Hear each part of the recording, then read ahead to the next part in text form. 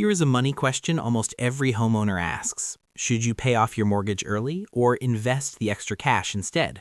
The answer is not the same for everyone. A mortgage bill can feel heavy every single month, so it makes sense to dream about getting rid of it faster. But that same money could also be growing somewhere else. One person says always pay off debt first. Another says never pay off cheap debt early. No wonder people feel stuck. So let's make this simple. There is a rule of thumb that helps a lot. It starts with your interest rate. Think of mortgage rates in 3 zones: low, middle, and high. Each zone pushes the decision in a different direction. If your mortgage rate is low, investing often makes more sense. That's because long-term market returns may beat a very cheap loan. This is why many people with older, low-rate mortgages keep investing. If your mortgage rate is high, paying it down starts to look much better. Every extra dollar reduces a costly debt. That can feel like a safe and solid win.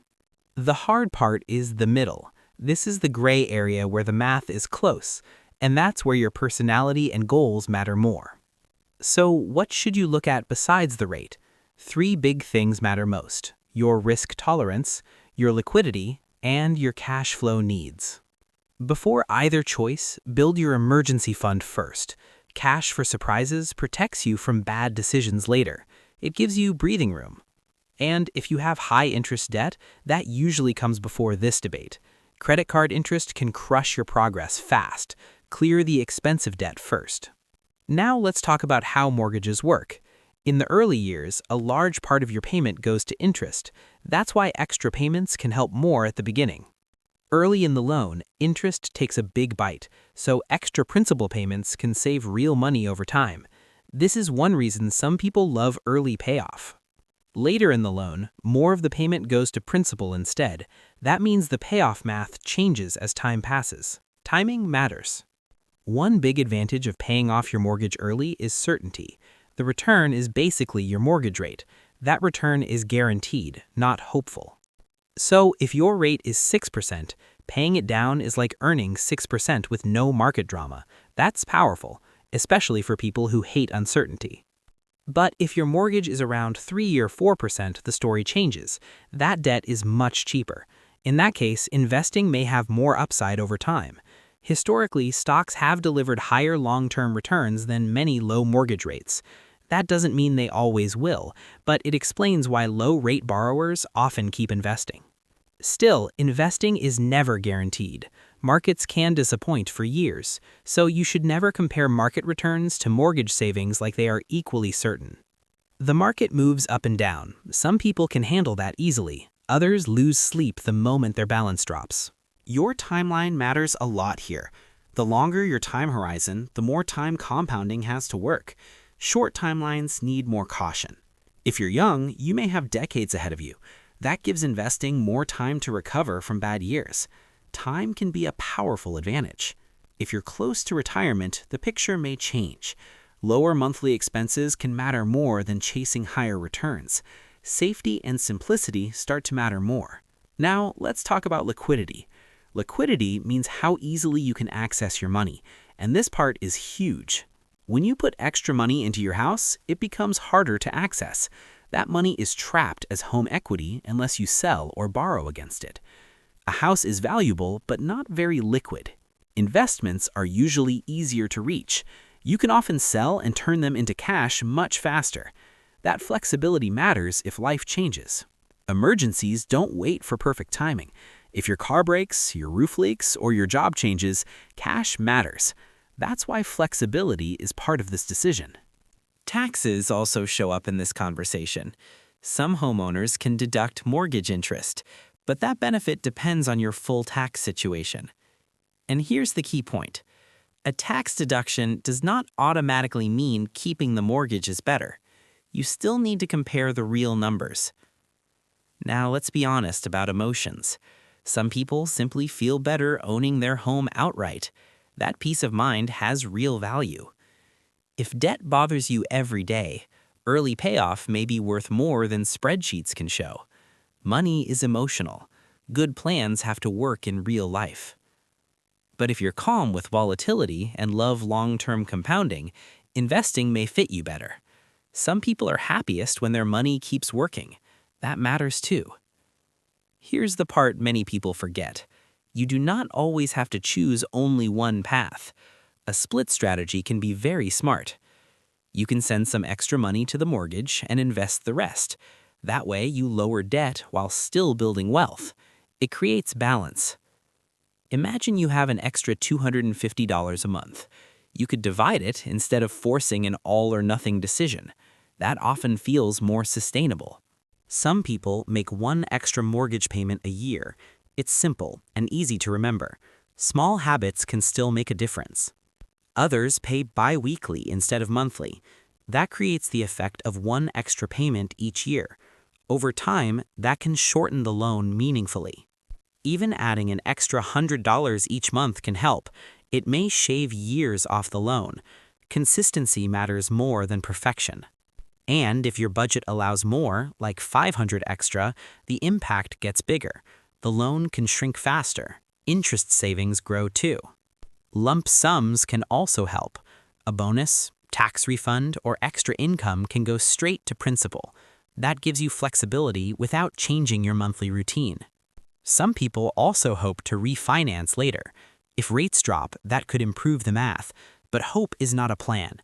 Never build your strategy on an assumed refinance. Rates may not fall when you want them to. Base your decision on what is true today. How long you'll stay in the home matters too. If you may move soon, aggressive payoff can be less attractive. You might not hold the mortgage long enough to benefit much. But if this is your long-term home, paying it down can feel more meaningful. You may value stability more. The decision becomes more personal. There's another trap here. Home equity can make you feel wealthy on paper, but that does not mean you have cash you can easily use. Real financial strength usually comes from balance.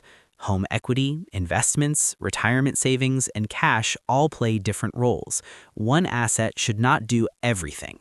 So what about a 30-year-old with a 6.375% mortgage?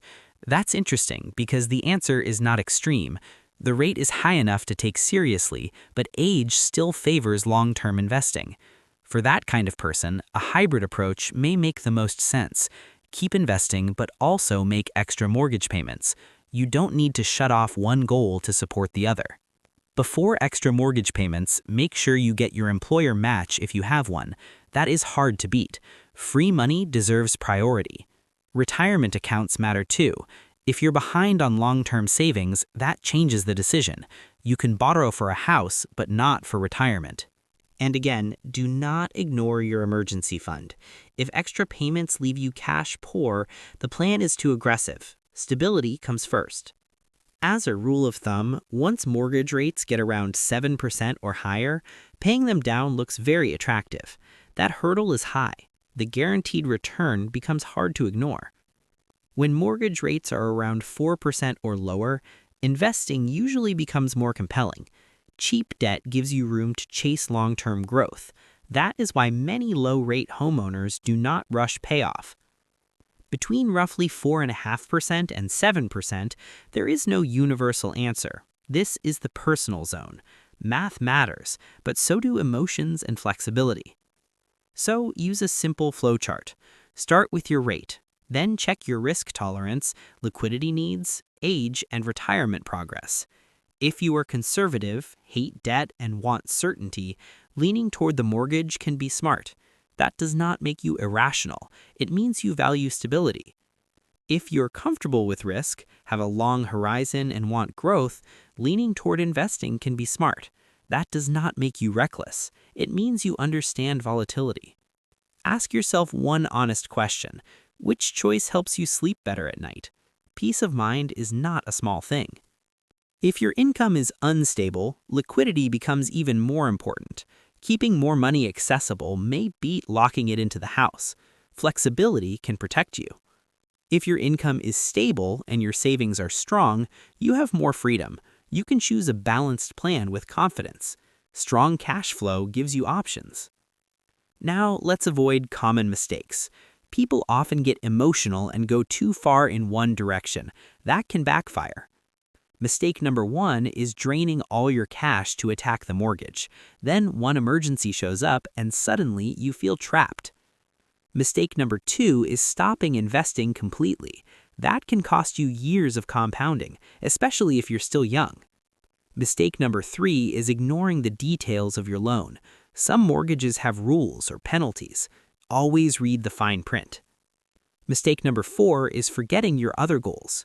Retirement, emergencies, kids, and lifestyle all matter. The mortgage is important, but it is not your whole financial life. So here's the scoreboard. Paying off the mortgage wins on certainty and peace of mind. Investing wins on liquidity and long-term growth potential. The smartest shortcut is simple. Use your mortgage rate as the starting point. Then let your life situation decide the rest. If you only remember 3 words, remember these: rate, risk, and cash flow. Those 3 things explain most of the answer. Keep it that simple. And if you're stuck in the middle, try the balanced path. Invest some, pay down some, and keep moving forward. Progress beats perfection. At the end of the day, this decision is not about winning an argument. It's about building a life that feels strong, flexible, and sustainable. Use the math, respect your emotions, and choose the plan you can stick with.